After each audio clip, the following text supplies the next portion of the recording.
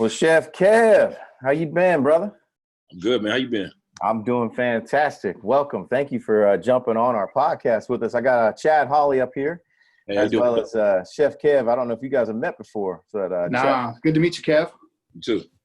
excellent. Saw your Facebook Live video where you were frying up that chicken the other day when Mario was watching. He shared it with me. So, yeah, appreciate you. Awesome. Well, listen, Kevin, I want to just introduce you real quick. I got Kevin Winston II on our podcast here with RE Hustle. I really wanted to share him because to me, man, Kevin's got some great stuff to share. He's got a great background. He's been around the business for a little bit. But Chef, if you don't mind, give us a little bit of a background of who you are and what you're about. So yeah, man, once again, I'm Chef Kev. So like Mario said, my background kind of started with, for cooking. I started cooking, when I was a kid in Kansas City. That's where I'm born and raised, Kansas City, Missouri. Family got a background in barbecue restaurants and different things like that. So I always was in the kitchen, but kind of proceeded to get into sports when I was younger, and then went to college, went to University of Alabama, played a little bit, got hurt, got into entertainment, moved to Los Angeles. Wow. Kind of worked in a lot of different fields out there, like in entertainment, like production and live entertainment. Anything you've seen on TV, like live shows, I've kind of worked in the back end of that. Then the music industry. So then the music industry kind of led me into working in culinary. And I went to culinary school at Cordon Bleu. And that just kind of segued all of my contacts from entertainment and start working with those guys. And then moved to Charlotte and kind of just been keeping it going since then. So I've probably been full time since 2013. Wow, 2013. So that's cool, man. Yeah. Welcome. Yeah, I saw some of your bio, man. It looks like you definitely have been around the business for a little bit. Yeah, some big name industry, restaurant industry folk too. Yeah, man. Working with Wolfgang Puck for a couple of events in LA. Then I also worked with them when I moved to Charlotte. So, wow, then that's cool. Emerald had a restaurant open probably around 2012. I worked with him for like 6 months. And Wow. then that one ended up closing as well. But yeah, just kind of grabbed a lot of background and skills from a lot of those chefs so I can just kind of jump into my own business. I always wanted to just do my own thing. I really don't like working for people. So that's just been my goal. Hey, Kev, I got a question for you, man. Obviously, with you being from Kansas City, known for their barbecue, but now you're in Carolina, which is also known for a different type of barbecue. Mm-hmm. What's is your preference what you grew up on, or are you now kind of switching over to this, the vinegar-based stuff?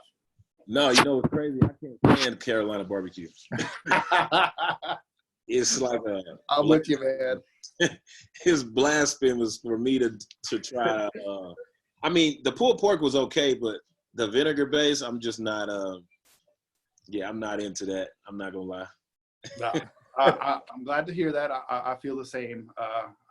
That Kansas City barbecue, that dry rub and all that kind of stuff that y'all do out there. Oh, so good. Sweet and smoky, ketchup based. That's what I was that's what I grew up on. I actually had my own barbecue sauce. It was in Harris Teeter for about a year, and then I had to kind of phase it out. It was in a local section. It was probably in like 200 stores, but I ended up having to phase it out because I was just trying to revamp the business. And I'm gonna probably bring it back sometime. Well, it was gonna be this year, but 2021. Are you platter or are you on the bun? What's that mean? Well, like a lot of folks, when you get all the barbecue, you either get the option of plattering it out or you put it on that bun nowadays, right? Oh, okay. So in Kansas City, we have a kind of a double option. So there's an option where you can get burnt ends on a bun, or roast beef on a bun, or turkey on a bun. And there's another option, like what we call a president's tray, where they put all of the cut meat, sliced, nothing pulled, cut ribs, baked beans. They throw it all on a platter, call it a president's tray. Okay. And that actually started when Bill Clinton came to one of the restaurants. My dad was working at, and he just put all these items on this big platter. It was just called the President's Tray after that. That's awesome. Yeah, Nice. man. Shut That's the great. whole neighborhood down. Well, I'm gonna dial back just a hot minute real quick. Why don't you tell everybody how we met? How did we get in tune with each other? We met on the court playing at what was it? What's the name of the doggone? I can't even remember now. Lifetime. Yeah. Ultimate Hoops. That's Ultimate right. Hoops. Lifetime yeah, Fit. Mario would always, for some reason, I would always get put on him on defense and vice versa. Oh, they So put us by size. Yeah, exactly. Well, lefties, he only shoots from the outside. You just got to stop him from shooting. That's it. He put you in the paint. He uses muscle. I got no chance down there in the paint against Kevin. Although Kevin's been working on himself since January, right? You've been doing some business trying to get yourself. I ain't 250 no more, so I lost a lot of weight, man. I lost about 25 pounds. Man, that's awesome, bro. That's awesome. Yeah. Mostly diet. Well, coming from your background, I was telling you before that's a little bit of an inside tip, man. You're able to cook yourself and prep your game perfect, where the rest of us are trying to just struggle around the ingredients. Well, you know what's funny, man? Everybody talks about the cooking part of it, but I had to really get a coach and understand the macros. Because me and my fiance was going to this coach. We're still in quote unquote prep right now, but I've been eating kind of what I want. But once you understand the macros, you kind of combine macros with cardio. And once you understand how to use which one, like it's like a moderation thing. But you start on like the cardio and heavy macro strict diet for like at least 15 or 30 days straight. And then after that, you start seeing results. And then from there, you just kind of scale back and like, oh, okay, I can eat less fat. Just for people that's listening and watching. Macros, it's fat, carbs, protein. So once you understand what your body reacts to more, like can you take more protein, less fat, or can your body like tolerate more carbs and you still lose weight? It really depends. You just got to kind of play with it. But I've learned that mine is more protein, low fat, low carbs. So I got to kind of stay around that to really see results. That's awesome, man. That's awesome. I noticed on your Facebook, you posted up there the last game. Last dance. Last dance. I'm sorry, the last dance. You said don't text, don't call. How'd you like it? That there's this big misconception about like who's the best player ever, and I just keep feeling like that's just a disservice to Michael Jordan and what he's created, the foundation. Like, you know, you guys are around that generation where you understand his greatness. But for some reason, if you were born after 95, they just got amnesia. Like they don't have YouTube or something. I don't know. Yeah. Well, I just think LeBron is the best, and they forget Kobe. And I'm like, there's kind of like there's a level. It's, to me, Mike, Kobe, LeBron. Just in terms of overall greatness, LeBron's a better player overall, but greatness is just, you know, you got to kind of look at those two. It's different. There's something different about it. I grew up a huge Bulls fan. I don't know if you can see my background, but it's the Smith Center. I'm a Carolina fan as well. So Jordan was kind of the reason I became a Carolina fan, was when I started watching sports was, his sophomore, junior years at Carolina, and then followed it right into the NBA. So, but it's funny, man, I was just talking to Mario, and this is probably a couple months ago. It's been so long since we've been able to like see Jordan, right? Even, little highlights here and there, you don't get it.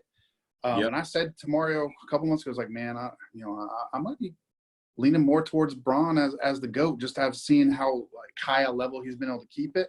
But then I'll tell you, after watching those 2 episodes last night, no, I'm back.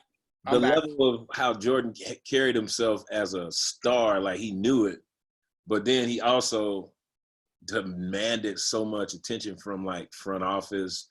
I mean, anybody that, they talk about LeBron said he wouldn't play with a certain coach, or he wouldn't play if he had a certain coach. But, Jordan was like, if Phil ain't coming back, I'm not playing, straight up. Right. He's like, I'll go home. Yeah. And he was the reason why they didn't tank. I mean, honestly, he was like, no, we don't want to tank because I'm trying to get sick. even though they tried to, because they were in the thing last night, they said they minuted his 14 minutes when he came back from the broken foot, 14 minutes a game.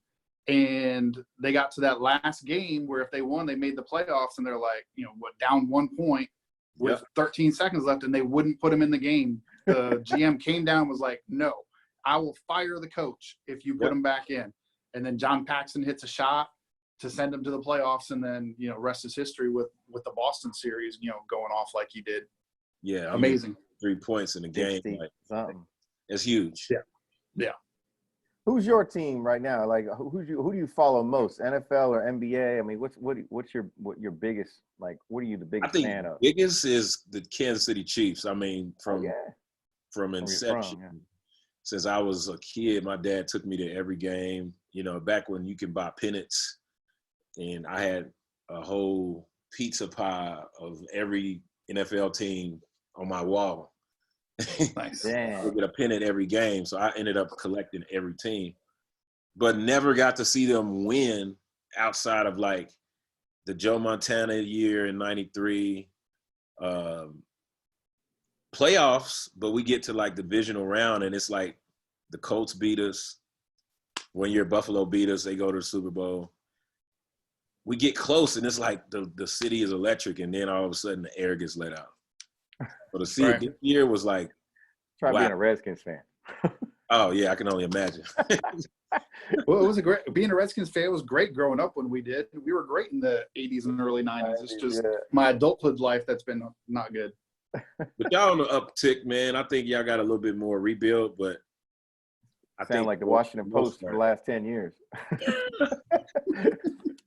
I think they got to find a way to get a good GM and keep them.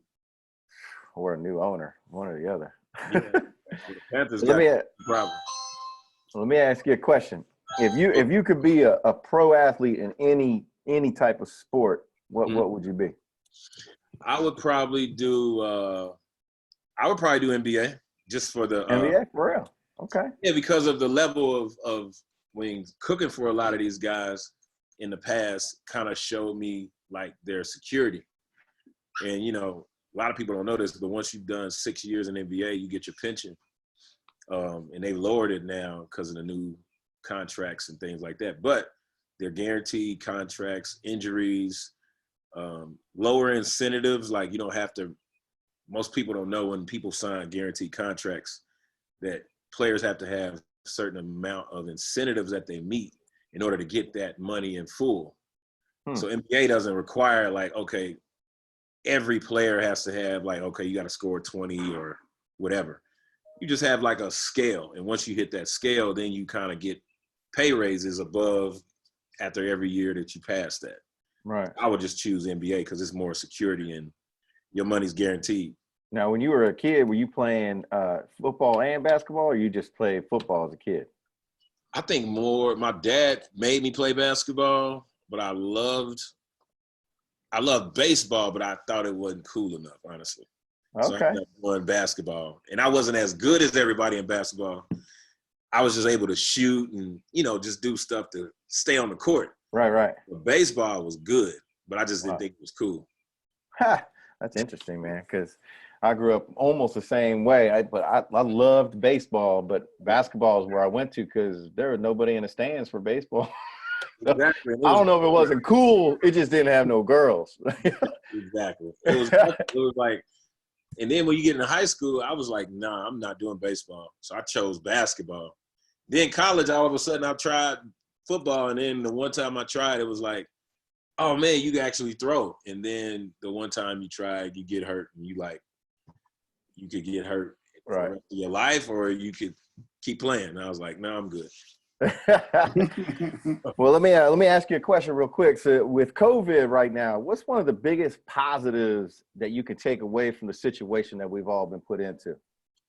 You personally. For me personally, it's being able to reflect, rejuvenate, and reset.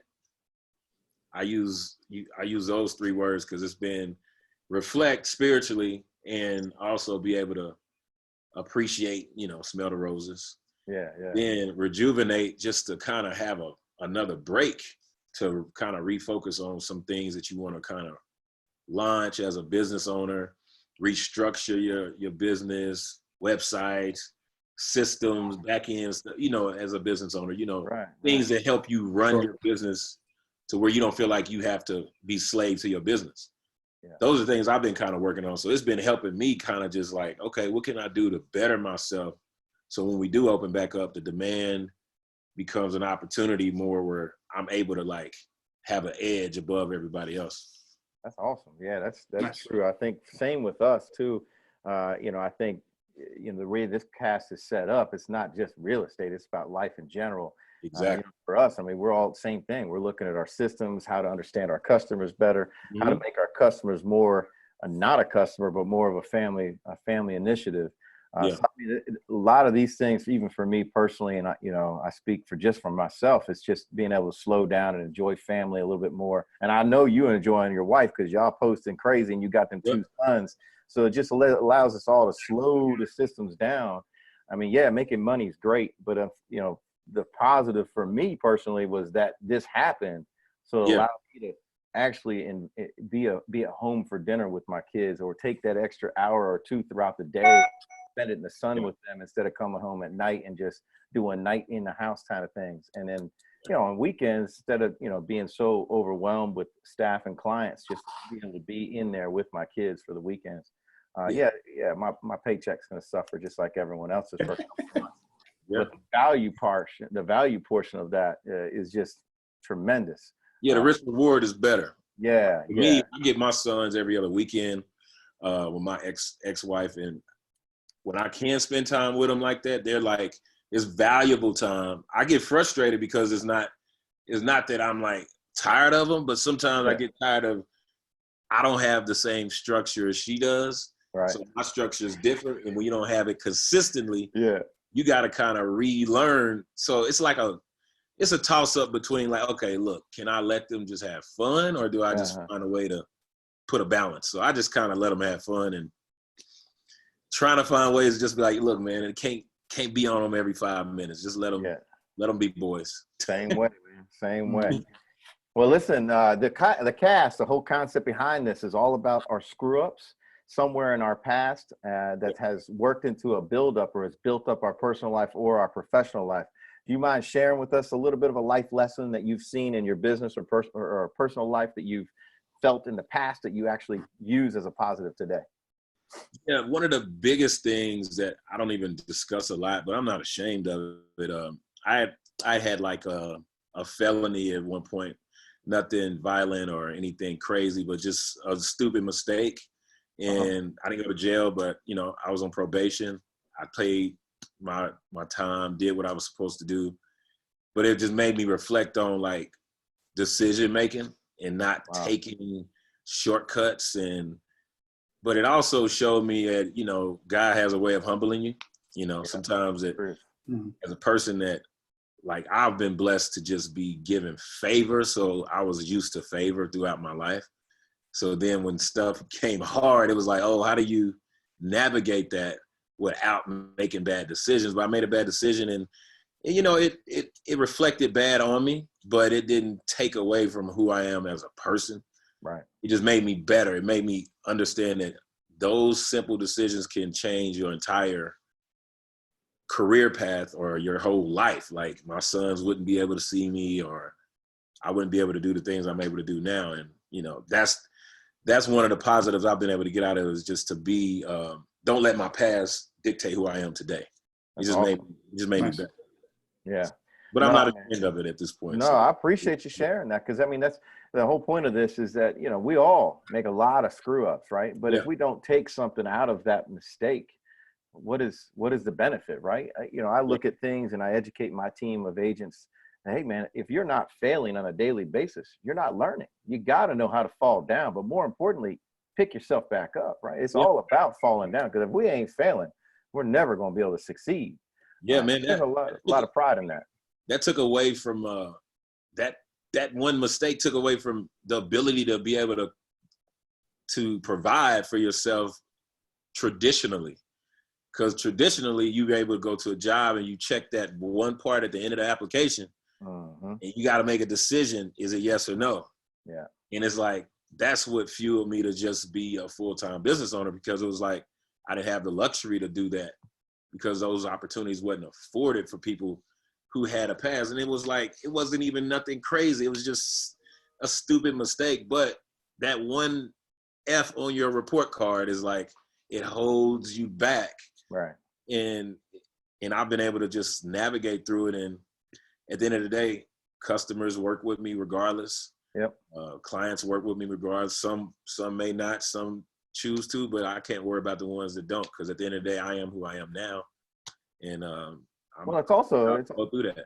Yeah, it's also a powerful legacy to give to your boys. You know what I mean? That's something you can honestly say, look, Pop been through this. I ain't telling you that because I heard so-and-so been through it. This Pop, you know, I had to do these things, these building blocks to get to where I am today, to perfectly be able to show that experience and share it with you guys, you know. And more really, when you see somebody else making a mistake or going to make a mistake or deciding to like, oh, should I do this just to get ahead? You got to tell them like, man, that one step of getting ahead might set you back 10 years because you chose to make one decision to get ahead, just one step. Yeah, it can set you back because it comes back all the time. Oh man! And now that we're sharing, Chad and I, if you don't know, Chad and I grew up as kids, teenagers, and we did this thing one time. We were so bored out in the middle of nowhere. What was the name of that game we called it? Give and Go. Yeah, we named it Give and Go, and all we did was steal stuff from other people's houses, put it somewhere else, and it took it to someone else's house and put it there. Like, it was just complete stupid teenager things. Yeah, and then of course the police and parents got all involved. But I mean, that could have gone a whole nother route, right? If someone just wanted to do something and you know, take us all down. Yep.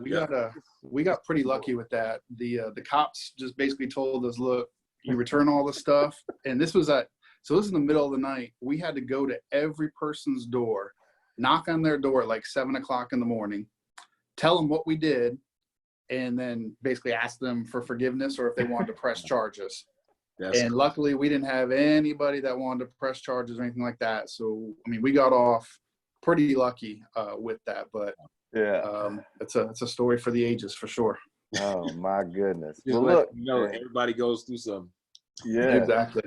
Well, listen, in closing, man, I know I appreciate your time. I know everything is crazy right now with a lot going on, but I am super excited about the videos you've been sharing. I'm hoping that maybe through this turns into something that you're going to continue down the line, maybe a virtual cooking book. But absolutely. Whatever it may be, if you don't mind, just kind of tell everybody how we can get a hold of Chef Kev, or what the future lies for Chef Kev, and how people can get involved with what your platform is going to be. So I think for the next at least month or so, I'll probably be doing some more live videos on cooking, just different recipes. And the ultimate goal is to come up with another cookbook. I already have one. You can catch me on my website, chefkevwinston.com, or on Instagram at chefkev4real. And I'm also on Facebook as well. But the future holds just kind of putting together more like live cooking demos, doing more speaking engagements. I'm segueing into more opportunities to help chefs, mentor them, show them kind of like things that I've already been doing. Awesome. And then, just doing more things on a national level. That's the goal. That's awesome, man. Well, Chef Kev, I really appreciate you, jumping on here with us. I know it was just a simple call, and that's awesome that you're able to just jump with us like that. So I appreciate that. It's more about, and I really appreciate you sharing what you shared with us, and for the viewers that are hopefully watching this. But look, if we can, do you mind if I share your tag on our Facebook and push you forward with everybody else? Absolutely, man. I appreciate it. Well, I hope this is coming to an end here very shortly with this COVID, so we can get back on the court, bounce around a little bit. More importantly, start lifting some weights, because I know you lifting weights. I ain't seen no weights around my town. Hey, I got some dumbbells at home. My buddy got a little private gym that me and my fiance go to, and it's always like less than 10 people there. So we just kind of get some work in, wipe it down, sanitize, and trying to stay ahead, man. It's hard. Hey, and Chad, I don't know if you noticed it, but I saw y'all on TikTok that you and your wife did. Oh, yeah. Classic. It was right on that couch, wasn't it? Yep. Yeah, that was a good one. I got to get on it. I'm trying. Yeah, actually, man, hopefully when this is over, we actually are getting married on August 8th in Cancun. Woo. Oh, congratulations. That's awesome. Appreciate it, man. That's our Yeah. goal. It's booked. It's taken care of. We just trying to figure out. You might have to rebook the flights, get them cheaper. I know, exactly. Rebook.